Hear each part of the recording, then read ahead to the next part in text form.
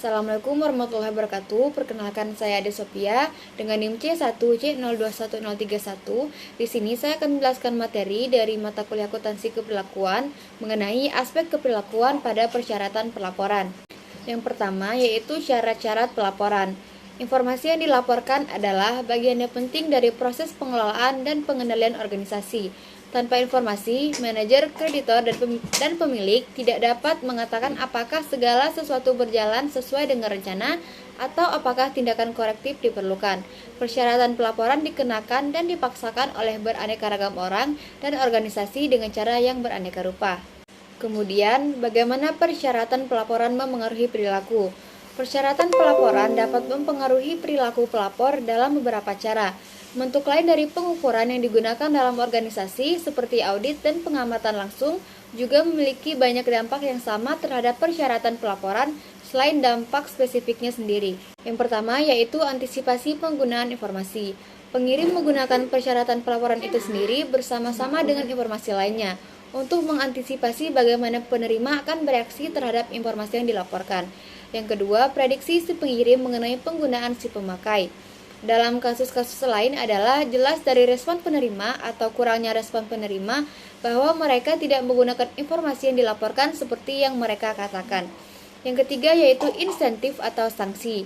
Kekuatan dan sifat dari kekuasaan penerima terhadap pengirim adalah penentu yang penting mengenai seberapa besar kemungkinan bahwa si pengirim akan mengubah perilakunya. Semakin besar potensi yang ada bagi si penerima. Yang keempat, penentuan waktu. Waktu adalah faktor penting dalam menentukan apakah persyaratan pelaporan akan menyebabkan perubahan dalam perilaku pengirim atau tidak. Yang kelima, strategi respons iteratif. Ketika suatu persyaratan pelaporan baru dikenakan, strategi yang paling murah adalah untuk terus berperilaku seperti biasa, melaporkan sejujurnya perilaku tersebut dan menunggu respon dari penerima.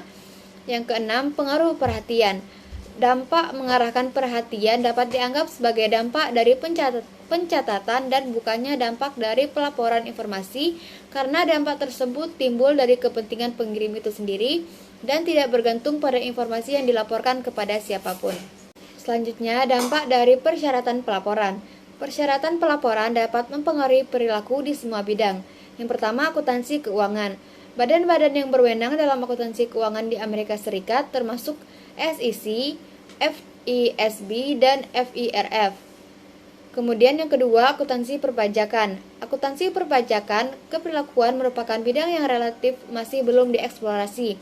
Tetapi bidang tersebut tentu saja merupakan bidang yang sensitif dalam kaitannya dengan persyaratan pelaporan. Yang ketiga, akuntansi sosial. Hanya sedikit saja yang diketahui mengenai dampak dari akuntansi sosial terhadap pengirim informasi.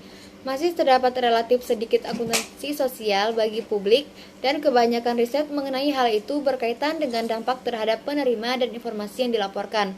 Karena akuntansi sosial eksternal masih bersifat sukarela, maka tidak terdapat dampak apapun terhadap persyaratan pelaporan meskipun masih terdapat dampak terhadap pelaporan secara sukarela.